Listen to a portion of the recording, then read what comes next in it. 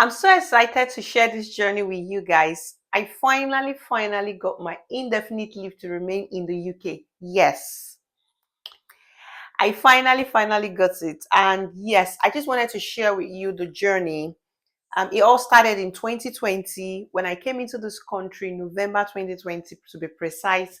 And 5 years down the line, trust me, I've not clocked 5 years. I'll be 5 years on the 3rd of November 2025.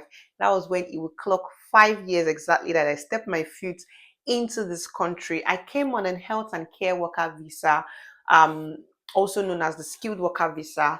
I'm a nurse, like you guys already know. And here we are, 5 years down the line with ILR.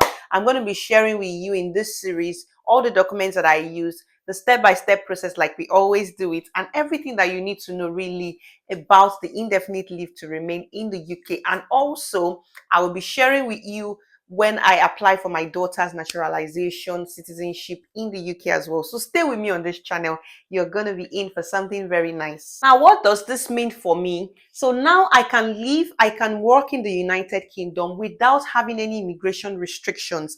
I don't have to worry about looking for a certificate of sponsorship before I can switch jobs or get any job now. I can legally own a business in the UK without any problems. Isn't that good? I can have access to public funds without any problems. You no longer need a visa. So I no longer need a visa to work, to live, no immigration restrictions anymore, to be able to work and live in the UK. That's brilliant, isn't it? If I wanted to go to the university now, I don't have to pay international fees. I can as well just pay the home fees now. So I have access to every other thing that the British citizens would also have. After 12 months of living in the UK on my indefinite leave to remain, I can apply for my British citizenship.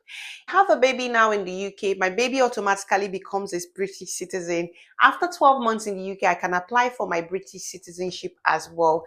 My son, who I came into the country with, would have to wait for his 5 years before he can apply for his indefinite leave to remain. That you need to bear in mind, don't wait till it's 5 years or nearly 5 years before you start to gather the documents that you need. If you have not done your life in the UK test, go and watch my video. I'm going to link it somewhere up here.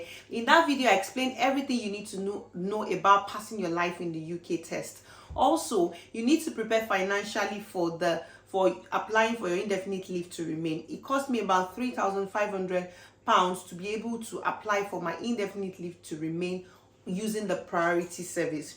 So you have to prepare for it financially, whether you want to start putting money aside little by little, or you are going to have it as a lump sum, but just bear it in mind how much you are going to be paying. Another thing you need to put in mind is that when you're traveling out of the UK, you have to keep a record of your absences, especially if you are a very frequent traveler. Maybe every summer you go to Turkey, Qatar, and all of those countries. Just make sure you keep all those records, because it might be very hard for you at the end of the day if you've probably traveled out of the UK about 10 or 15 times, to then having to gather everything together when you want to make your application.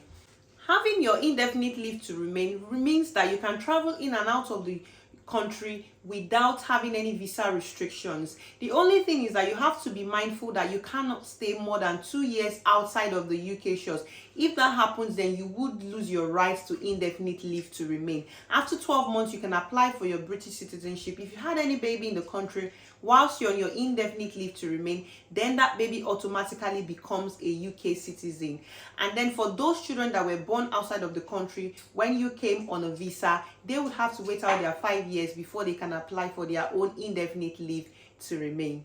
Another thing you need to be mindful is that when you're traveling out of the country, you need to remember to take, if you have the BRP that has the indefinite leave to remain on it, which they no longer issue anymore, by the way, you only get an email and then that's it. So what you need to do is you have to do your e-visa that shows your settled status in the country. So you have to have that e-visa with you anytime you travel in and out of the country. If you still have an old BRP, always take that alongside with you as well.